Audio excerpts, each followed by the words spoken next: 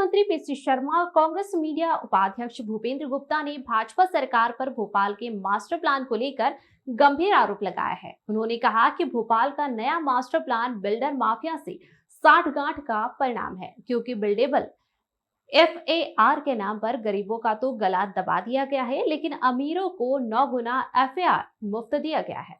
उन्होंने कहा कि राजधानी के जिन नए क्षेत्र को विकास के लिए मास्टर प्लान में जोड़ा गया है, उन क्षेत्रों में ही निम्न मध्यम वर्ग की क्रय शक्ति 400 से 600 रुपए वर्ग फीट की पहुंच में प्लॉट उपलब्ध है। यानी भोपाल में मकान बनाने के लिए गरीब और निम्न मध्यम वर्ग का व्यक्ति ही इन्हीं क्षेत्रों में प्लॉट खरीदेगा। इससे मास्टर प्लान में RG4 कहा गया है। इस RG4 में जो क्षेत्र चिन्हांकित किए गए हैं, उनमें फ्री एफएआर मात्र केवल 0.25 दिया गया है। इसका अर्थ है कि अगर कोई व्यक्ति इन क्षेत्रों में 800 वर्ग फीट का प्लॉट खरीदता है तो वह केवल 200 वर्ग फीट निर्माण कर सकता है। अतिरिक्त निर्माण करने के लिए उसे बिल्डेबल एफएआर खरीदने की जरूरत पड़ेगी, जिसकी कीमत बिल्डेबल कलेक्टर गाइडलाइन का आधा होगा। कांग्रेस पार्टी की कमलनाथ सरकार ने जो ड्राफ्ट मास्टर प्लान बनाया था, शिवराज सरकार ने उसकी हूबहू नकल तो कर ली है, किंतु RG4 में कमलनाथ सरकार द्वारा प्रस्तावित 1.25 फ्री एफएआर को घटाकर 1/4 कर दिया है, जिससे स्पष्ट है कि यह सरकार निम्न मध्यम वर्ग और गरीबों द्वारा अपना स्वयं का भवन निर्माण करने से ज्यादा बिल्डरों के बने बनाए मकानों को खरीदने के लिए प्रोत्साहित करना चाहती है। Bureau report. दो तरह का एफएआर होता है, फ्लोर एरिया रेशियो। जो आपके प्लाट की साइज होती है उसका 1.25 गुना आप निर्माण कहीं पर भी कर सकते हैं। ये सारे एफएआर का ये सिद्धांत अभी तक चलता चला आ रहा है। अगर आप 800 स्क्वायर फीट का प्लाट लेते हैं तो आप जो है 1000 स्क्वायर फीट का निर्माण कर सकते हैं।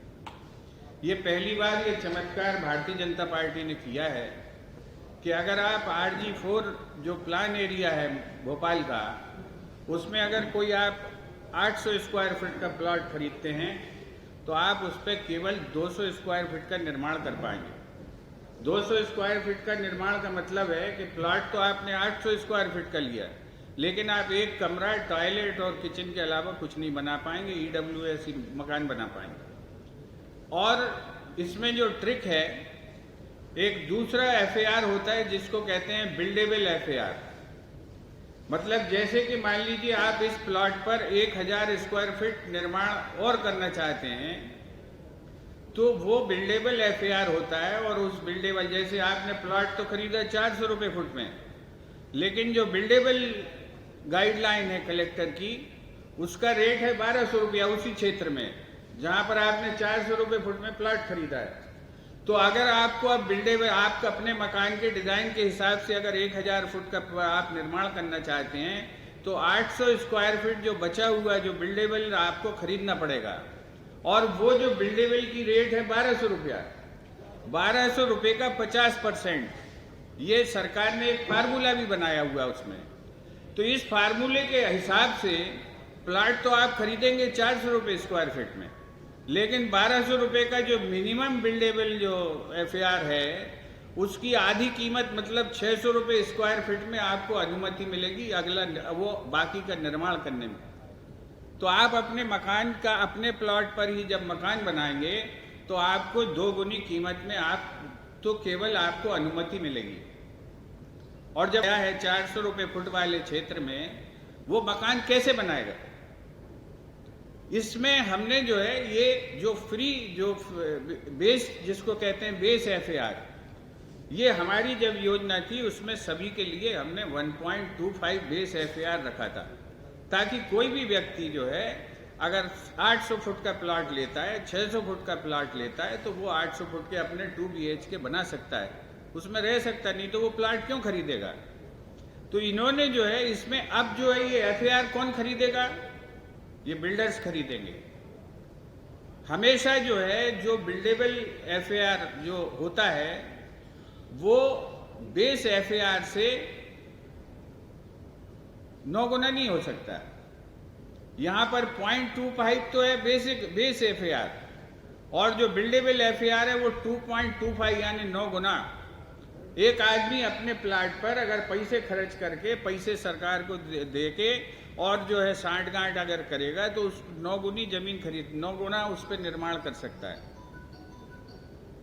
ये इसका जो मूल खेल है, और ये खेल अकेला भोपाल में नहीं हुआ है। आपको बताना चाहता हूं कि उज्जैन में जो मास्टर प्लान आया है उसमें जो है सरकार ने हमारी योजना बनाई थी कि जो सिंहस्थ का आयोजन होता है हर 4 साल में, उस सिंहस्थ क्षेत्र को सैटेलाइट टाउन कहा जाता है। उस सैटेलाइट टाउनशिप के अंदर जितना एरिया, जितना क्षेत्रफल हमारे साधु संतों को अपना टेंट लगाने के लिए चाहिए, पब्लिक के मूवमेंट के लिए और इजी मोबिलाइजेशन के लिए चाहिए, उस जगह में जो को रिजर्व किया गया है। विद्या नहीं हो सकती। वो जमीन जो है सरकार उस समय के लिए अधिग्रहित करती है और उस समय वहां पर जो है सिंहस्थ का आयोजन किया जाता है। 2028 में सिंहस्थ का आयोजन फिर से होना है मध्य प्रदेश। इसमें जो है 300-350 एकड़ से ज्यादा जमीन जो आरक्षित थी सैटेलाइट टाउन में, उसमें से 150 एकड़ जमीन का लैंड यूज बदल के आवासीय कर दिया गया है। और इन जमीनें किसकी हैं? इसमें मंत्री मोहन यादव जी की जमीनें, उनकी बहन की जमीनें, उनके रिश्तेदारों की जमीनें, जन अभियान परिषद के जो हेड हैं श्रीमान जी, उनकी जमीनें, ये सारी जमीनें आवासीय कर ली गई हैं। और आप समझ सकते हैं कि सिंहस्थ में महाकाल लोक बनने के बाद अगर जो है इतने एकड़ जमीन आवासीय कर दी जाए बची नहीं तो उसकी कीमत जो है 1000 गुना बढ़ जाएगी। जमीन भी नहीं बची। इससे लाभान्वित कौन होगा? और आज पॉपुलेशन बढ़ रही है। 4 साल बाद जितने वहां पर भक्तगण आते हैं सिंहस्थ में भाग लेने के लिए, उनकी संख्या बढ़ेगी और जमीन घट रही है, तो ये सिंहस्थ के आयोजन को भी महाकाल लोक की तरह नीलाम करने में लगे हुए हैं। ये आज मास्टर प्लान के माध्यम से भी कोई सरकार अपने लोगों को धनपति बनाने का कैसे कैसे जो है षड्यंत्र कर सकती है, ये उसका एक नमूना है।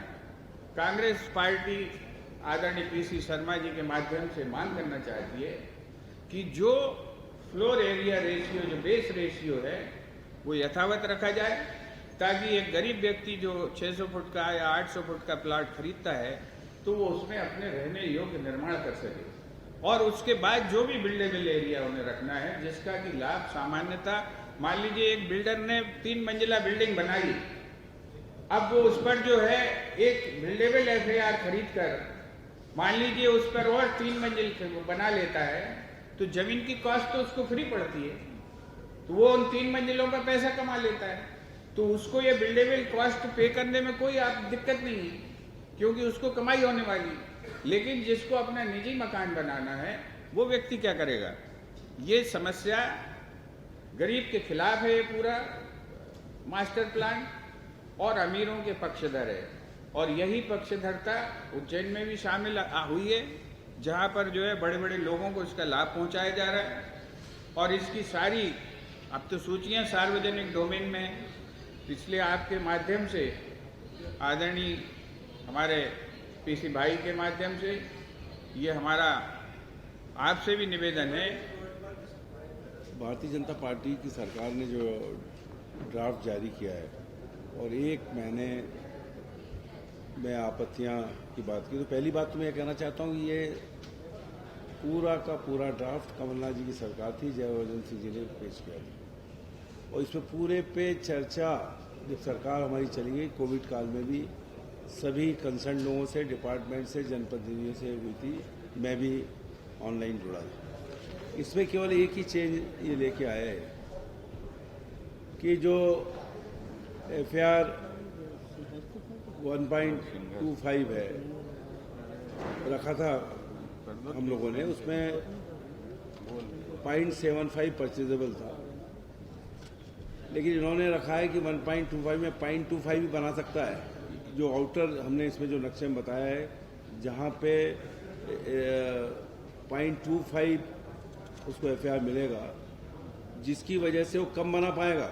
ये छोटे लोग वहाँ जब लेंगे तो कम एक कमरा ही बना पाएंगे। अगर फॉर एग्जांपल 800 फीट का उसका प्लाट है तो 200 फीट बना पाएगा, और उसको परचेज करना है तो जितने में प्लाट खरीदा है उतने में ही उसको परमिशन मिल पाएगी। और अगर कोई जो परचेजेबल है वो 2.25 मतलब 9 टाइम्स, तो ये कोई कर पाएगा तो बिल्डर या बड़ा आदमी ही कर पाएगा।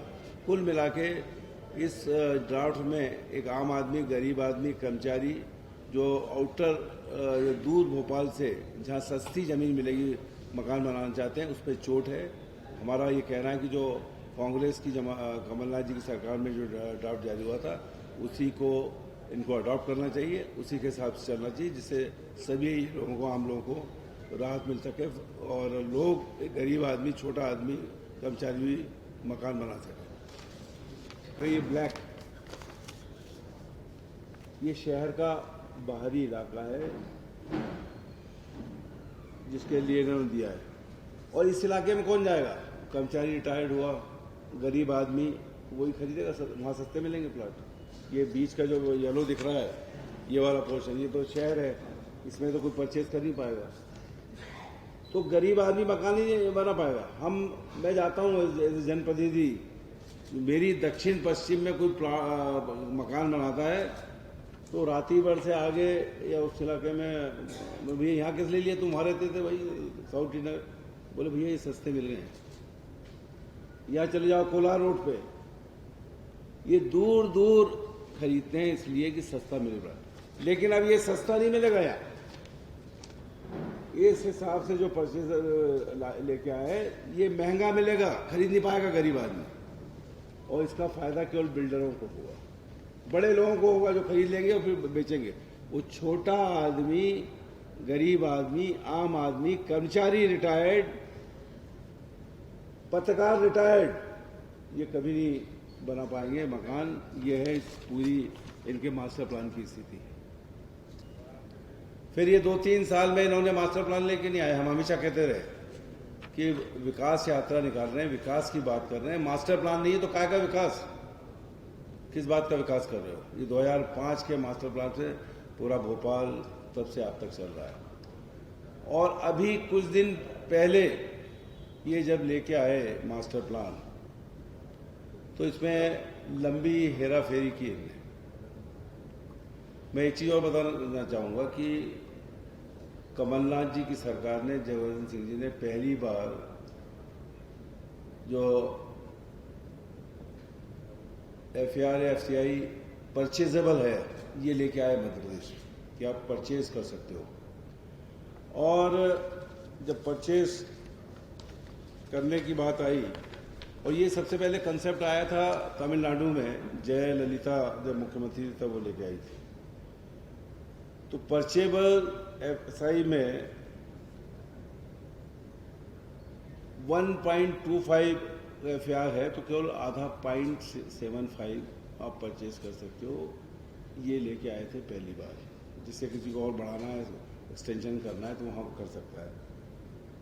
लेकिन जो अब इनने जारी किया, एक ही चीज़ आई है, तो चेंज, और कोई चेंज नहीं है। ये ऑन पेपर्स है, ये मेरे पास, हमारे पास नक्शे हैं, भूपेंद्र जी आपको सब नक्शे दे देंगे पहले का और अभी का। और इसमें अब इनने जो किया है कि 1.25 FAR में 0.25 तो उसको परमिशन मिलेगी मकान बनाने वाले को, और परचेबल रखा है 2.25, 9 गुना। अगर 800 फीट का किसी का प्लाट है तो केवल 200 फीट की उसको परमिशन मिलेगी, और उसको और एक कमरा बनेगा और एक लैट्रिन बाथरूम बन सकती है। और परचेजेबल उसको लेना है तो उसकी कीमत जितनी की प्लाट की कीमत होगी उसके बराबर हो जाएगी, क्योंकि ये उन्होंने रखा है कि जो कलेक्टर गाइडलाइन है, जो मिनिमम है 1200, उससे आधा मतलब 600, मतलब जितने में खरीदेगा प्लाट उतने ही उसकी कीमत उसकी और FAR खरीदने के लिए देना पड़ेगी। और ये है नक्शा